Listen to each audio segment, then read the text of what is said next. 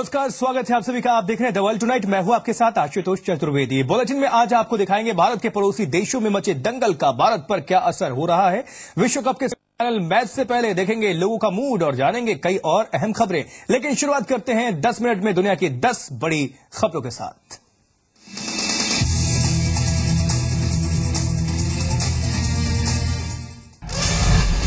सीमा पर घुसपैठ और आतंकी हमले के खतरे को देखते हुए जम्मू कश्मीर में नियंत्रण रेखा पर सुरक्षा कड़ी कर दी गई है।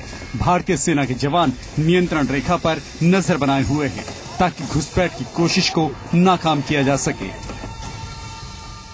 बर्फ के बावजूद सेना पूरी तरह से हर जगह पर तैनात है। अब इस सीजन में जैसे जैसे बर्फ पिघलता है, इन्फिल्ट्रेशन बढ़ता है। लाइन ऑफ कंट्रोल के उस पार में अमूमन इस वक्त जो हरकत शुरू होता है बर्फ पिघलने के साथ साथ, वो हरकत फिर से शुरू हो गया। हम लोग का पूरा नजर उसके ऊपर में है।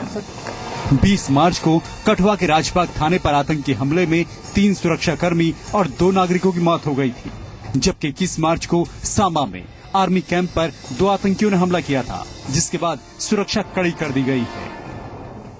कोई भी इस प्रकार का आक्रमण जब होता है, जाहिर है कि हम उसको बहुत सीरियसली लेते हैं। क्यों? हमारे लिए बहुत इम्पोर्टेंट है कि इस तरह के आक्रमण, इस तरह के ऑपरेशन से हम सही सबक लें और आगे के लिए तैयारी करें। पाकिस्तान हमेशा आतंकियों को समर्थन देने की बात से इनकार करता रहा है, जबकि भारत का आरोप है कि आतंकियों को पाकिस्तान में ट्रेनिंग दी जाती है और फिर उन्हें हमलों को अंजाम देने के लिए सीमा पार भेजा जाता है।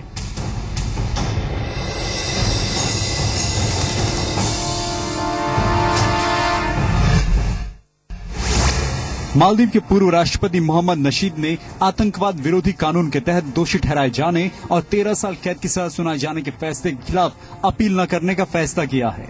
उन्होंने साफ तौर पर कह दिया है कि अदालत ने मामले से जुड़े सभी दस्तावेज जारी नहीं किए हैं, जो एक सार्थक बचाव के लिए जरूरी है। नशीद के ऑफिस ने एक बयान जारी करके कहा है कि पूर्व राष्ट्रपति ने अपील न करने का फैसला किया है क्योंकि आपराधिक अदालत ने मामले में अभी तक एंड ऑफ ट्रायल रिपोर्ट जारी नहीं की है।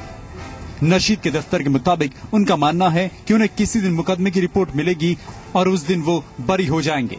मालदीव की अदालत ने इस महीने की शुरुआत में नशीद को उनके खिलाफ आतंकवाद निरोधी कानूनों के तहत आरोपों में दोषी करार दिया था और 13 साल कैद की सजा सुनाई थी। इसके बाद उनकी पार्टी ने प्रदर्शन शुरू कर दिए और जेल में बंद अपने नेता को रिहा कराने के लिए राष्ट्रीय स्तर पर आंदोलन शुरू करने का फैसला किया। यमन में विद्रोहियों की ओर से हो रहे भीषण हमलों के बीच खबरें मिल रही हैं कि राष्ट्रपति मंसूर हादी का कोई अता पता नहीं है। सरकार विरोधी हूती विद्रोही देश के दक्षिणी हिस्से में आगे बढ़ रहे हैं। राष्ट्रपति हादी ने दक्षिण में तटवर्ती शहर अदन में अपना नया ठिकाना बनाया था, लेकिन अब ऐसी भी खबरें आ रही हैं कि राष्ट्रपति मंसूर हादी ने अदन का राष्ट्रपति आवास छोड़ दिया है। हालांकि राष्ट्रपति के सहयोगियों ने उनके देश छोड़कर भागने की खबरों से इनकार किया है। यमन से मिल रही खबरों के मुताबिक युद्धक विमानों ने अदन में स्थित राष्ट्रपति आवास पर हमला किया है। हूती विद्रोहियों ने राष्ट्रपति को पकड़वाने के लिए बड़ी रकम की भी घोषणा की है और खबरें हैं कि रक्षा मंत्री को कैद कर लिया गया है। पिछले साल सितंबर में हूती विद्रोहियों ने राजधानी सना को सिर्फ 4 हफ्तों में कब्जे में ले लिया था। कुछ दिन पहले ही विद्रोहियों ने यमन के पीएम को रिहा किया था, जिन्हें फरवरी में बंधक बनाया गया था। हूती विद्रोही देश की सत्ता में बदलाव की मांग कर रहे हैं। बोको हराम का आतंक झेल रहे नाइजीरिया में राष्ट्रपति चुनाव की तैयारियां हो रही हैं। आतंकी हमले के खतरे को देखते हुए 28 मार्च के चुनाव के लिए कड़े सुरक्षा इंतजाम किए गए हैं। आगामी चुनाव में मौजूदा राष्ट्रपति गुडलक जोनाथन की टक्कर पूर्व सैन्य शासक मोहम्मद बुहारी से है। साल 1999 में सैन्य शासन खत्म होने के बाद इसे नाइजीरिया में सबसे कड़ा मुकाबला माना जा रहा है। आतंकी खतरे और चुनाव की अधूरी तैयारियों की वजह से फरवरी में होने वाले राष्ट्रपति चुनाव को 6 हफ्ते के लिए टाल दिया गया था। बीते कुछ हफ्तों में नाइजीरियाई सेना ने कई ऐसे इलाकों को कब्जे में लिया है जो आतंकियों के कब्जे में थे। नाइजीरिया साल 2009 के बाद बोको हराम का आतंक झेल रहा है, लेकिन ऐसा पहली बार है जब आतंकियों को सैन्य कार्रवाई में नुकसान झेलना पड़ा है। नाइजीरिया में आतंकियों के खिलाफ चलाए जा रहे ऑपरेशन में पड़ोसी देश नाइजर और चाड की सेनाएं भी शामिल हैं। गुरुवार को सैनिकों ने दमस्क इलाके पर कब्जा कर लिया और 70 से ज्यादा लोगों के शव बरामद किए थे। माना जा रहा है कि इन लोगों की हत्या बोको हराम के आतंकियों ने की। नाइजीरिया अफ्रीका की सबसे बड़ी अर्थव्यवस्था और सबसे बड़ा ऊर्जा उत्पादक देश है, लेकिन साल 2009 से बोको हराम के आतंक ने इसका हाल बिगाड़ कर रख दिया है। साल 2014 में पूरे साल खूनी खेल खेलने वाले आतंकी संगठन इस्लामिक स्टेट के नापाक मंसूबों का खुलासा हुआ है। अब तक हजारों लोगों की जान ले चुका ये संगठन अब अपने संगठन में बच्चों को भी शामिल कर रहा है। खबर है कि सीरिया के जिन इलाकों पर इस्लामिक स्टेट का कब्जा है, वहां उसने भर्ती के लिए 2015 के शुरू में ही 400 से ज्यादा बच्चों को तैयार कर लिया है। सीरिया के हालात पर नजर रखने वाले एक मानवाधिकार संस्था के मुताबिक इस साल की शुरुआत में ही करीब 120 जिहादी इस्लामिक स्टेट में शामिल हुए। बगदादी के 28 जून 2014 को खुद को खलीफा घोषित करने के बाद अब तक दुनिया के कई देशों से नए लड़ाके इस्लामिक स्टेट में भर्ती हुए हैं, जिनमें से ज्यादातर युवा हैं। कहा यह भी जा रहा है कि खलीफा के लॉयन क्लब ने बच्चों को अपनी ओर आकर्षित कर उन्हें भर्ती कर लिया है और सीरिया के 2 शहरों अल मायादीन और अल बोकमाल में युवाओं की भर्ती के लिए हाल ही में ऑफिस भी खोला गया है। सीरिया और इराक के एक बड़े हिस्से को ISIS ने इस्लामिक स्टेट घोषित कर रखा है और अब तक न सिर्फ खाड़ी देशों के बल्कि यूरोप, एशिया और अफ्रीकी देशों के कई लड़ाके भी इस संगठन में शामिल हो चुके हैं। फ्रांस में मंगलवार को क्रैश हुए जर्मन विंग्स के विमान का ब्लैक बॉक्स और वॉइस रिकॉर्डर मिल चुका है। जांच एजेंसियों को उम्मीद है कि अब हादसे की असल वजह का पता लग पाएगा। वहीं हादसे के शिकार हुए यात्रियों के शवों की तलाश बुधवार को फिर से शुरू कर दी गई है। इस हादसे में विमान के 6 क्रू मेंबर समेत 150 लोगों की मौत हो गई थी। ये विमान स्पेन के बार्सिलोना से जर्मन शहर डुसेलडर्फ जा रहा था, लेकिन फ्रांस के आल्प्स की पहाड़ियों पर क्रैश हो गया। ये बेहद दुर्गम इलाका है और आशंका जताई जा रही है कि शवों को खोजने का काम कई दिनों तक जारी रह सकता है। हादसे के तुरंत बाद 150 लोगों की राहत टीम घटना स्थल पर रवाना कर दी गई थी, जिसमें 50 गाड़ियां, एम्बुलेंस और खोजी कुत्तों की टीम भी शामिल है। साथ ही घटना स्थल पर हेलीकॉप्टर से भी निगरानी की जा रही है। इस विमान में स्पेन, जर्मनी, ऑस्ट्रेलिया, तुर्की, डेनमार्क, नीदरलैंड्स और बेल्जियम के नागरिक सवार थे। बताया जा रहा है कि German chancellor Angela Merkel, Spain के PM मारियो राजोय और फ्रांसीसी राष्ट्रपति फ्रांसवा होलांदे दुर्घटना स्थल का दौरा करेंगे। ब्राजील के शहर रियो डी जेनेरियो में ओलंपिक गेम्स की शुरुआत का काउंटडाउन शुरू हो चुका है। रियो में साल 2016 में ओलंपिक गेम्स का आयोजन होना है, लेकिन अधिकारियों का कहना है कि रियो में ओलंपिक की तैयारियों को लेकर अभी काफी काम किया जाना बाकी है। ब्राजील में ओलंपिक गेम्स की शुरुआत 5 अगस्त 2016 से होगी। वहीं रियो का प्रदूषण भी ओलंपिक आयोजन कमेटी के लिए चिंता का कारण बना हुआ है, क्योंकि ज्यादातर इवेंट्स का आयोजन यहीं होना है। रियो की ओलंपिक ऑर्गेनाइजेशन कमेटी के प्रेसिडेंट कार्लोस नुजमैन का कहना है कि साफ पानी की व्यवस्था की जा रही है, क्योंकि 2014 में फुटबॉल वर्ल्ड कप के दौरान कई खिलाड़ियों ने गंदे पानी और आसपास की गंदगी को लेकर शिकायत दर्ज कराई थी।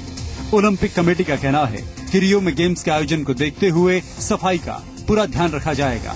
ये शहर समुद्र से लगा हुआ है, जिसे देखते हुए तटों और पानी की सफाई पर हजारों डॉलर खर्च किए जा चुके हैं, लेकिन अब तक का नतीजा 0 रहा है। साफ है, इससे पहले फुटबॉल वर्ल्ड कप की तैयारियों को लेकर भी ब्राजील सरकार पर फिजूल खर्ची के आरोप लगे थे और एक बार फिर ओलंपिक गेम्स की तैयारियों को देखकर भी कुछ ऐसा ही लग रहा है।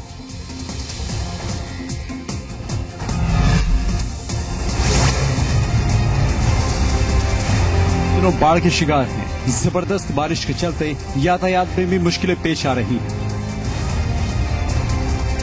कई जगह सड़कों पर भूस्खलन के चलते गड्ढे बन चुके हैं और ऐसे ही एक गड्ढे के चलते ब्राजील में क्या हुआ वो आप तस्वीरों में देखिए। एक बस सड़क पर खड़ी थी, तभी वो सड़क पर बने बड़े गड्ढे में जा गिरी। इतना ही नहीं, आप देख सकते हैं कि किस तरह बस पानी में बहती हुई सड़क के उस पार निकल गई। राहत की बात तो ये रही कि इस पूरी प्रक्रिया में कोई भी उस बस में मौजूद नहीं था, क्योंकि इसके यात्री पहले ही बस से बाहर आ चुके थे और उन्होंने बस को गड्ढे में गिरते हुए शूट भी कर लिया था, जिसके बाद जल्द ही ये क्लिप सोशल मीडिया पर वायरल हो गई। ये पूरी घटना इटाईट्यूबा इरोपोलिस शहर के पास हुई। आपको बता दें कि इस वक्त ब्राजील के कई शहरों में बाढ़ आई हुई है, जिनमें साओ पाउलो भी शामिल है, लेकिन इसी देश के कुछ हिस्से अब भी सूखे की चपेट में हैं।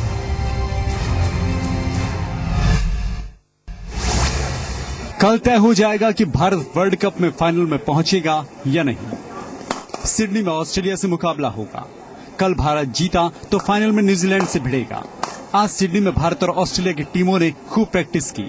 भारतीय फैंस को भी टीम इंडिया की जीत का पूरा भरोसा है। ओएससीजी पर टीम इंडिया और ऑस्ट्रेलिया के बीच सेमीफाइनल की टक्कर, लेकिन फैंस पूरे तरीके से तैयार। और बड़ी बात यह है, यहाँ पर टीम इंडिया के लिए सपोर्ट की कोई कमी नहीं है। एक तरफ पाकिस्तान से टीम इंडिया के लिए सपोर्ट है, दूसरी तरफ सुधीर, वो तो टीम इंडिया के सबसे बड़े फैन है ही और शंखनाद भी कर रहे हैं। और ये शंख नहीं, ये है जंग ऐलान, टीम इंडिया सबसे महान।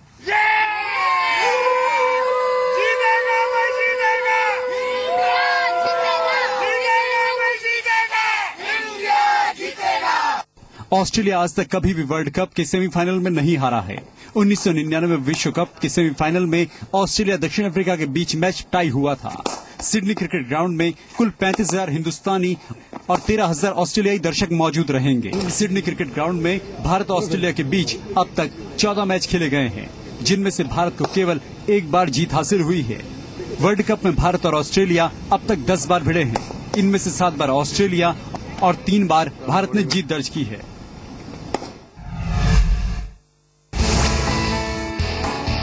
कैलिफोर्निया के सैन डिएगो जू में एक नया मेहमान आया है और इस सफारी पार्क का ये छोटा सा मेहमान है नन्ना मुन्ना हिप्पोपोटामस।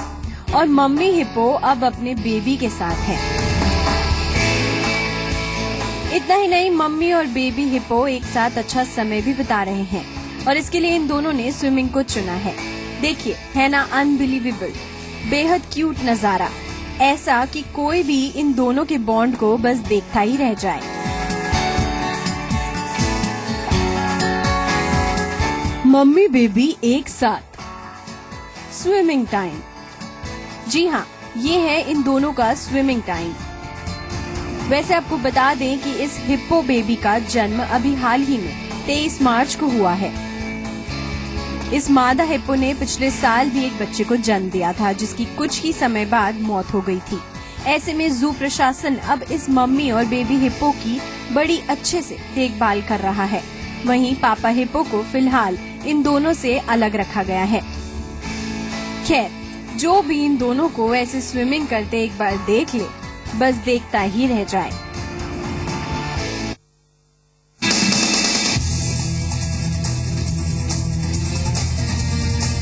भारत ऐसा देश है जो दक्षिण एशिया में अपना दबदबा रखता है, लेकिन जिन पड़ोसियों से वो घिरा हुआ है या फिर से जिससे उसका सीधा सरोकार होता है, उन देशों में चल रही गतिविधियों में भारत को भी फर्क पड़ता ही है। और ये वही वक्त है जब भारत के आसपास के देशों में कुछ ना कुछ ऐसा हो रहा है जिसका असर भारत पर चाहे अनचाहे होना ही है। कई विरोध प्रदर्शन तो कई भ्रष्टाचार के खिलाफ मोर्चा खुला हुआ है और इन सब के बीच चुनौती भारत के लिए कूटनीतिक मोर्चे पर है, जहां उसे इन सब के बीच सामंजस्य बिठाकर चलना है। किसी भी देश के आसपास के देशों का माहौल वहां की सियासत को प्रभावित करता है, खासतौर पर जब बात भारत जैसे देश की हो तो इतने सारे देशों से घिरा हुआ है, तो ये बात अहम हो जाती है, क्योंकि एक पूरे उपमहाद्वीप को ही भारतीय उपमहाद्वीप के नाम से पहचाना जाता है। लेकिन पिछले कुछ वक्त से इस महाद्वीप में अशांति फैली हुई है। अलग अलग देशों में वजहें अलग अलग हैं, लेकिन इनका असर पड़ोसी होने की वजह से भारत पर भी पड़ने वाला है। ऐसा नहीं है कि भारत का असर किसी और देश पर न पड़ा हो। पड़ोसी देश पाकिस्तान में भारत के 2011 के भ्रष्टाचार विरोधी आंदोलन का वो असर हुआ कि 2014 में क्रिकेटर से राजनेता बने इमरान खान ने कादिरी के साथ मिलकर लाहौर में पूरी छावनी डाल दी। हालांकि ये मामला तो दब गया, लेकिन सेना और पाकिस्तानी सत्ता के बीच जो तनातनी चल रही है, उसका असर भारतीय सीमा पर तकरीबन हर रोज हो रही फायरिंग के तौर पर दिखाई दे रहा है। उधर बांग्लादेश में भी हालात कुछ ऐसे ही चल रहे हैं, जहां 2015 की शुरुआत ही राजनीतिक हिंसा और मौतों से हुई। बांग्लादेश में पूर्व प्रधानमंत्री खालिदा जिया के नेतृत्व में विपक्षी पार्टी बांग्लादेश नेशनलिस्ट पार्टी ने अपनी प्रतिद्वंदी प्रधानमंत्री शेख हसीना की अवामी लीग सरकार के खिलाफ सड़क पर व्यापक अभियान शुरू कर दिया। लेकिन उनके साथ इस अभियान में कुछ चरमपंथी भी शामिल हैं। चूँकि बांग्लादेश भारत का पड़ोसी देश है और वहाँ से भारत में घुसपैठ का मुद्दा हमेशा ही गर्म रहा है, तो यह अशांति भारत के सियासी हालात को भी प्रभावित कर सकती है। श्रीलंका में भी सियासी बदलाव देखने को मिला जब यहाँ महिंदा राजपक्षे को हराकर मैत्रीपाला सिरिसेना ने सत्ता संभाली, तो महिंदा राजपक्षे के पुराने फैसलों और भ्रष्टाचार के केसेस की जांच शुरू हो गई। हालांकि इस बदलाव का भारत पर कुछ पॉजिटिव असर हुआ और चीन और श्रीलंका के बीच की नजदीकियां थोड़ी कम हुई हैं। चीन की तमाम परियोजनाएं जो राजपक्षे ने मंजूर कर रखी थी, नई सरकार आने के बाद वो खटाई में पड़ती नजर आ रही हैं। लेकिन भारतीय मछुआरों को लेकर श्रीलंका का रुख भारत के लिए मुश्किल बना हुआ है। उधर नेपाल में भी 2 बार संविधान सभा का गठन होने के बाद भी लिखित संविधान वजूद में नहीं आ सका है। मधेशियों के लिए अलग राज्य को लेकर यहां आए दिन विवाद होता ही रहता है। दूसरी तरफ थाईलैंड में भी भ्रष्टाचार के मुद्दे को लेकर पूर्व प्रधानमंत्री यंगलक शेनावात्रा फंसी हुई हैं। उन पर मुकदमा दर्ज किया जा चुका है, जबकि इससे पहले उनके भाई थाकसिन शेनावात्रा को भी भ्रष्टाचार के मुद्दे को लेकर ही इस्तीफा देना पड़ा था और फिलहाल वो दुबई में निर्वासित जीवन बिता रहे हैं। अफगानिस्तान अपने ही घरेलू हालात से जूझ रहा है, जहां अमेरिकी सैनिकों की विदाई लगभग तय हो चुकी है, फिर भी वहां के आंतरिक हालात ठीक नहीं हो सके हैं। भारत अफगानिस्तान की मदद तो कर रहा है, लेकिन उस पर पाकिस्तान की तरफ से पाक में आतंक फैलाने का आरोप लग रहा है। मालदीव में पूर्व राष्ट्रपति मोहम्मद नशीद को 13 साल की सजा हो चुकी है और ये सब आतंकवाद निरोधी कानून 1990 के तहत हुआ है।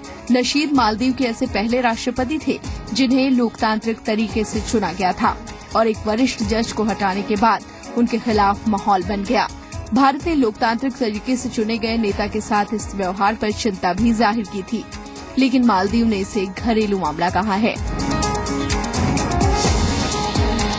साफ है, भारत एशिया की उभरती ताकत है और पीएम मोदी की कोशिश भी पड़ोसी देशों को साथ लेकर चलने की है, लेकिन पड़ोसी देशों में पैदा हुई अस्थिरता और अशांति का असर भारत पर पड़ना तय है, जिससे भारत को कूटनीतिक तरीके से निपटना होगा। ब्यूरो रिपोर्ट, जी मीडिया। और पड़ोसी मुल्कों के लिए भारत की जो चुनौतियां हैं वो तो हैं ही। यूरोप और अमेरिका में भी भारत को अपनी साख बनानी ही है और इसलिए भारतीय प्रधानमंत्री नरेंद्र मोदी 9 अप्रैल से यूरोप और कनाडा दौरे पर जा रहे हैं। पीएम का दौरा 9 अप्रैल से 16 अप्रैल तक विदेश में रहेंगे वो, और इस दौरान वो फ्रांस, जर्मनी और कनाडा जाने वाले हैं। और इन दौरों का मकसद इन देशों से भारत में निवेश के अवसर लाना और तकनीकी साझा करना होगा। ये पीएम के लिंक वेस्ट पॉलिसी का हिस्सा है। और पीएम इस दौरान फ्रांसीसी राष्ट्रपति फ्रांसवा ओलांद, जर्मनी के चांसलर एंजेला मर्केल और कैनेडियन पीएम स्टीफन हार्पर से मुलाकात करेंगे।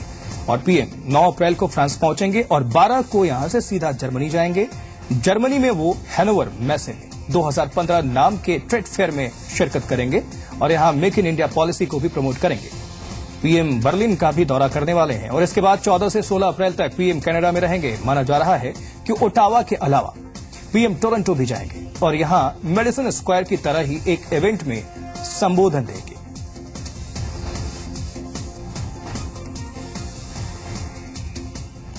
बात करते हैं एक ऐसी डांसर की जो कई लोगों के लिए मिसाल बन सकती है, क्योंकि वो अपने चेहरे के दाग से प्यार करती है, क्योंकि दाग उसके व्यक्तित्व का अहम हिस्सा है। आखिर क्यों, कैसे, चले जानते हैं।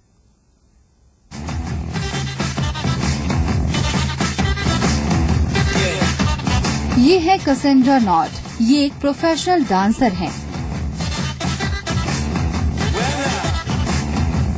अब ये शोबिज से जुड़ी हैं, इसलिए इनका स्क्रीन पर और स्टेज पर मिस परफेक्ट दिखना जरूरी है।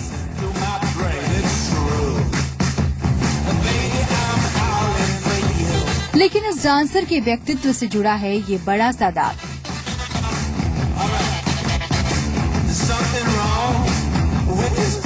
शोबिज से जुड़ी कोई भी डांसर अगर अपने करियर को नए आयाम पर ले जाना चाहेगी तो पहली चीज उसके दिमाग में यही आएगी कि वो मेडिकल साइंस की मदद ले और ये दाग हटवाए।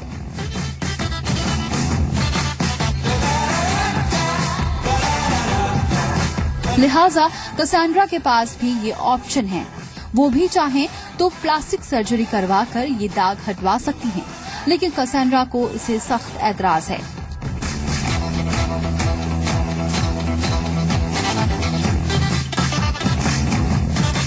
जी हाँ, कसेंड्रा को जन्म से ही सीधे गाल पर ये बड़ा सा दाग है और अब कसेंड्रा शायद ये मानती हैं कि ये दाग अच्छा है।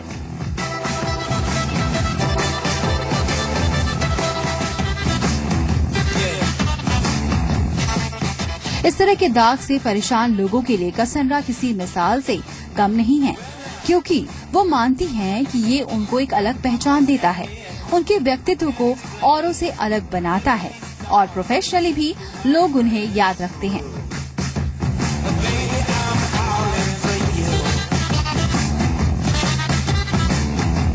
ऐसा नहीं है कि हमेशा से ही कसेंड्रा ऐसी सोच रखती थी।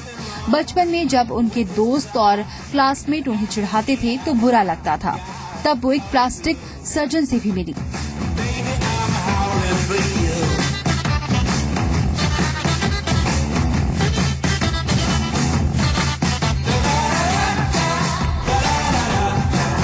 लेकिन बाद में कसेंड्रा को लगा कि दाग से आखिर क्या फर्क पड़ता है और इस दाग से कसेंड्रा को प्यार हो गया।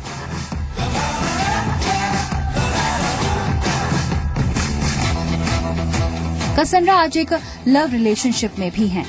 वो डांस वीडियो में भी नजर आती हैं।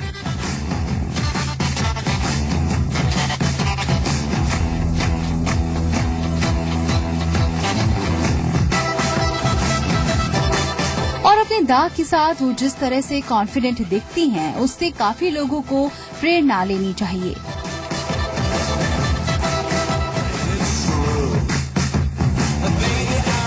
ब्यूरो रिपोर्ट, जी मीडिया।